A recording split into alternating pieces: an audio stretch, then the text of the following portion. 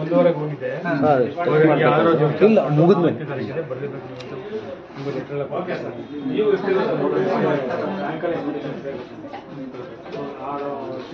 ಶನಿವಾರ ಭೇಟಿ ಮಾಡ್ತೀನಿ ಎಲ್ಲರೂ ಭೇಟಿ ಮಾಡ್ತೀನಿ ಮಾತಾಡ್ಕೊಂಡು ಬನ್ನಿ ಎಲ್ಲರೂ ಬನ್ನಿ ಸರ್. ಈಗ ನಮ್ದು ಕನಿಷ್ಠ 70-85% 23,000 ಜನ ನಾವು ಬರ್ತೀವಿ ಸರ್. ಕನಿಷ್ಠ 23,000 3ನೇ ತಾರೀಕು ನಾವೆಲ್ಲರೂ ಸೇರ್ತಾ ಇದ್ದೀವಿ.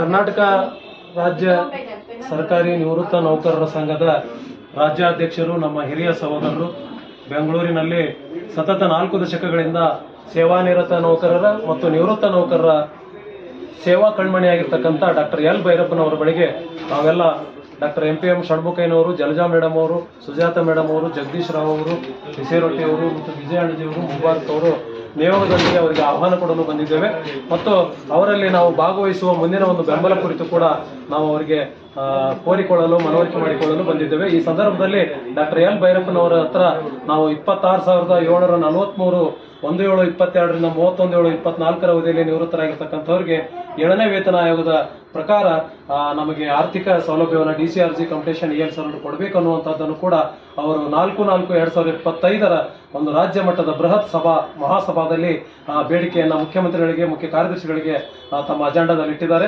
ಅದಕ್ಕಾಗಿ ನಾವೆಲ್ಲರೂ ಮೊಟ್ಟ ಮೊದಲಿಗೆ ಅವರಿಗೆ ಅಭಿನಂದನೆಗಳನ್ನ ಅರ್ಪಿಸ್ತಾ ಇದ್ದೇವೆ. ಮತ್ತೆ ಅವರು 1/3/2025 ಫ್ರೀಡಂ ಪಾರ್ಕ್ ನಲ್ಲಿ ಬಂದು ನಮ್ಮ ಹೋರಾಟಕ್ಕೆ ಬೆಂಬಲಿಸಿ ನಾನು 2-3 ದಿನಗಳಲ್ಲಿ ಅಥವಾ ಸೆಷನ್ ಮುನ್ನ ಸೆಷನ್ ನಂತರ ಮುಖ್ಯಮಂತ್ರಿಗಳನ್ನ ಕರೆದುಕೊಂಡು ನಿಮ್ಮ ಭೇಟಿ ಮಾಡಿಸ್ತೇನೆ, 4ನೇ ತಾರೀಕಿನಲ್ಲಿ ಕೂಡ ನಾವು ಮನವರಿಕೆ ಮಾಡೋಣ ಅಂತೇಳಿ ಹಿಂದೆ ಮತ್ತು ಇಂದು ಕೂಡ ನಮಗೆ ಭರವಸೆಯ ಮಾತುಗಳನ್ನು ಕೊಟ್ಟಿದ್ದಾರೆ ಹಿರಿಯಣ್ಣನವರು. ಅವರಿಗೆ ನಮ್ಮೆಲ್ಲರ ವತಿಯಿಂದ ಅಭಿಮಾನದ ಅಭಿನಂದನೆಗಳನ್ನು ಅರ್ಪಿಸ್ತಾ ಇದ್ದೇವೆ. ಮುಂದುವರೆದು ಅನಿರ್ದಿಷ್ಟಾವಧಿ ಹೋರಾಟವನ್ನು ನಾವು ತಾತ್ಕಾಲಿಕವಾಗಿ ತಾವುಗಳು ಮತ್ತು ಮುಖ್ಯ ಕಾರ್ಯದರ್ಶಿಗಳು ನಮಗೆ ಭರವಸೆ ನೀಡಿದ ನಿಮಿತ್ತ 1/3 ತಾತ್ಕಾಲಿಕವಾಗಿ ಪಡೆದಿದ್ವಿ. ಈಗ ಮುಂದುವರೆದು 3ನೇ ತಾರೀಕಿನಂದು ಕೂಡ ಫ್ರೀಡಂ ಪಾರ್ಕ್ನಲ್ಲಿ 23,000 ಜನ ಮೊನ್ನೆ ಏನು ಸೇರಿದ್ವಿ, ಅದಕ್ಕೂ ಅಧಿಕ ನಾವು ಸೇರಿ ಅವತ್ತು ಅನಿರ್ದಿಷ್ಟಾವಧಿ ಒಂದು ಪ್ರತಿಭಟನೆಯನ್ನು ಸರ್ಕಾರಕ್ಕೆ ಮನವರಿಕೆ ಮಾಡುವಲ್ಲಿ ಒತ್ತಡ ಹಾಕುವಲ್ಲಿ ಮಾಡ್ತಾ ಇದ್ದೇವೆ.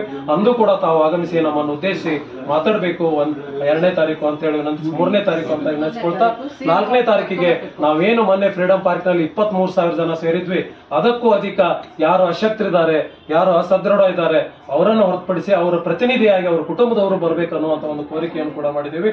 ನಾವೆಲ್ಲರೂ ಆ ಒಂದು ಸಮಾವೇಶದಲ್ಲಿ ಭಾಗವಹಿಸ್ತೀವಿ. ನೀವು ನಮಗೆ ಬೆಂಬಲಿಸಬೇಕು, ನಮ್ಮ ಬೇಡಿಕೆ ಈಡೇರಿಸಬೇಕು ಹಿರಿಯಣ್ಣ ಅವರು ಅಂತೇಳಿ ಕೇಳ್ಕೊಳ್ತಾ ಇದ್ದೀವಿ. ಜೈ ಹಿಂದ್, ಜೈ. ನಾವೆಲ್ಲರೂ ಸತತವಾಗಿ ಸುಮಾರು 1.5 ತಿಂಗಳಿಂದ 2 ತಿಂಗಳಿಂದಲೂ ಹಂತವಾಗಿ ಹೋರಾಟ ಕಾರ್ಯಕ್ರಮಗಳನ್ನು ಮಾಡ್ಕೊಂಡಿದ್ದೀವಿ.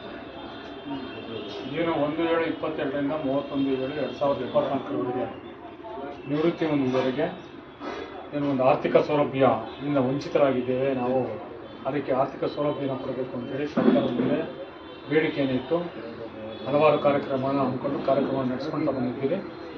ನಾವು ಕೂಡ ನಮ್ಮ ಸರ್ಕಾರಿ ನಿವೃತ್ತಿ ನೌಕರರ ಸಂಘದ ವತಿಯಿಂದ ಸತತ ಪ್ರಯತ್ನವನ್ನು ಮಾಡಿ ಮುಖ್ಯಮಂತ್ರಿಗಳಿಗೆ, ಮುಖ್ಯ ಕಾರ್ಯದರ್ಶಿಗಳಿಗೆ ಮತ್ತು ನಮ್ಮ DCMಗೆ ಶಿವಕುಮಾರ್ ಅವ್ರಿಗೂ ಕೂಡ ನಾವು ಮನವರಿಕೆಯನ್ನು ಮಾಡಿಕೊಟ್ಟಿದ್ದೇವೆ. ನಾನು ಸುಮಾರು 4-5 ಬಾರಿ ಮುಖ್ಯಮಂತ್ರಿಗಳ ಜೊತೆ ಚರ್ಚೆಯನ್ನು ಮಾಡಿದ್ದೇವೆ. ಮತ್ತು ಅವರು ಈಗ ಅವರಿಗೆ ಸ್ವಲ್ಪ ಆರೋಗ್ಯ ಸರಿ ಇಲ್ಲದೆ ಗೊತ್ತಲ್ಲ, ತಮಗೆ ವೀಲ್ ಚೇರ್ ತಿರುಗಾಡ್ತಾ ಇದ್ದಾರೆ. ಸೊ ನಾನು ಮೊನ್ನೆ 3 ಡೇಸ್ ಬ್ಯಾಕ್ ಕೂಡ ಹೋಗಿ ಹೇಳಿ ಬಂದಿದ್ದೀನಿ, ಯಾವುದೇ ಕಾರಣಕ್ಕೂ 4ನೇ ತಾರೀಕು ಸಮಾವೇಶ ತಪ್ಪಿಸ್ಕೊಂಡು ಸಹ ಅಂತೇಳಿ ನಮ್ಮದು 3 ಪ್ರಮುಖ ಬೇಡಿಕೆಗಳು. 1/7/22 ಆರೋಗ್ಯ ಭಾಗ್ಯದೊಂದು, ಮತ್ತು 70 ವರ್ಷದಿಂದ 80 ವರ್ಷದ ವಯೋಮಿತಿಯವರಿಗೆ ಶೇಕಡ 10% ಆರ್ಥಿಕ ಸೌಲಭ್ಯಗಳು ಪ್ರಮುಖವಾದ 3 ಬೇಡಿಕೆಗಳು ಅಂತ ನಾನು ಹೇಳ್ಕೊಂಡಿದ್ದೀನಿ. ನಾಳೆನೂ ಕೂಡ ಇರ್ತೀನಿ, ನಾಡ್ದು ಕೊಡ್ತೀನಿ. ಸಮಾವೇಶದಲ್ಲಿ ಅತಿ ಪ್ರಮುಖವಾಗಿ ಅದ್ರ ಬಗ್ಗೆ ನಾನು ಮುಖ್ಯಮಂತ್ರಿಗಳಿಗೆ ಮನವಿ ಮಾಡಿಕೊಟ್ಟು ಏನಾದರೂ ಮಾಡಿ ಸರ್ಕಾರದಿಂದ ನಮಗೆ ಅನುಕೂಲ ಆಗುವಂಥ ಒಂದು ಪರಿಸ್ಥಿತಿಯನ್ನು ವಾತಾವರಣ ನಿರ್ಮಾಣ ಮಾಡೋಣ ಅಂತ